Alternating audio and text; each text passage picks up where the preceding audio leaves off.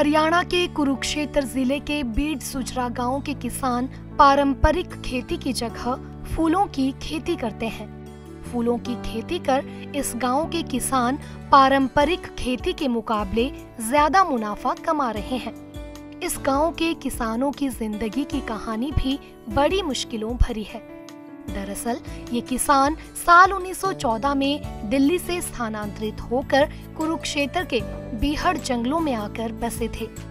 इन लोगों ने अपनी मेहनत के बल पर इस जंगल को उपजाऊ जमीन में बदल दिया। अब ये गांव हरियाणा के नंबर 1 फूल उत्पादक क्षेत्र के रूप में जाना जाता है। इस गांव के फूल पूरे देश में मशहूर हैं। आज यहाँ लगभग 80% भूमि पर फूलों की खेती की जाती है। फूलों के दाम पर आज यहाँ हर परिवार संपन्न है और खुश है। गांव के लोगों का कहना है कि उन्होंने पारंपरिक खेती की जगह फूलों की खेती को अपने जीवन का आधार बनाया। इस खेती में पानी कम लगता है और इससे काफी मुनाफा हुआ है।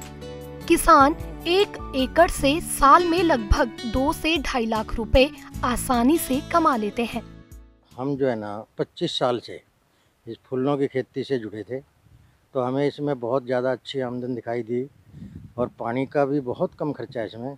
इसलिए हम इसको बढ़ाते बढ़ाते आज हम अपनी ज़मीन में लगभग 60 से 70% तक फूल की खेती कर रहे हैं। हमारा गांव जो है 1914 में दिल्ली से सरकार ने उठा कर यहाँ पर बसाया था, तभी से हम खेती से जुड़े हुए हैं और धीरे धीरे करके हमने 25 साल पहले फूल का काम शुरू किया। आज हम फूल की खेती से हम बड़े अच्छे खुशहाल हैं, अच्छी इनकम है। और हमारे साथ यही नहीं कि किसान लोग, हमारे साथ मजदूर तबका जितना भी आसपास के गाँव का भी यहाँ से जुड़ा हुआ है, जिससे अच्छी मजदूरी मिलती है उनको और अच्छा उनका कारोबार है। लगभग 1 एकड़ से हम 2 से 2.5 लाख रुपया साल में लगभग कमा लेते हैं खर्चा निकाल कर। इस गांव के लोग सालाना 10 करोड़ रुपए का फूल का व्यापार करते हैं। यहाँ से पंजाब, हरियाणा, राजस्थान, हिमाचल, जम्मू कश्मीर में फूल भेजे जाते हैं। इस गांव में ज्यादा गेंदा, जाफरी, गुलाब और गुलदावरी की खेती की जाती है। लगभग 2000 आबादी वाले इस गांव में 12 के 12 महीने फूलों की खेती की जाती है, जिससे किसान को तो पूरे साल काम मिलता रहता है। साथ में जो मजदूर और गरीब परिवार हैं, वह भी मजदूरी करके 12 महीने अपनी रोजी रोटी यहाँ से चला रहे हैं। सबसे बड़ी बात ये है कि ये हरियाणा का एकमात्र गांव है जहाँ पर फूलों की मंडी लगाई जा रही है, जहाँ पर मजदूरी से लेकर कमीशन एजेंट तक सभी काम गांव के लोग ही कर रहे हैं।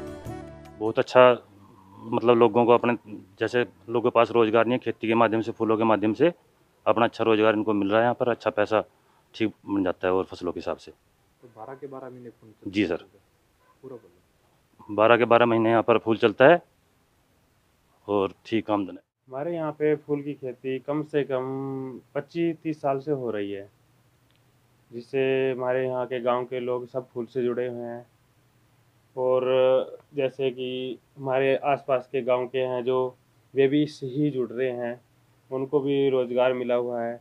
हमारे यहाँ पे मंडी भी लगती है, जिससे बाहर माल जाता है, गेंदा वगैरह, मार्केट वगैरह, जाफरी वगैरह, ये सब जाती है बाहर।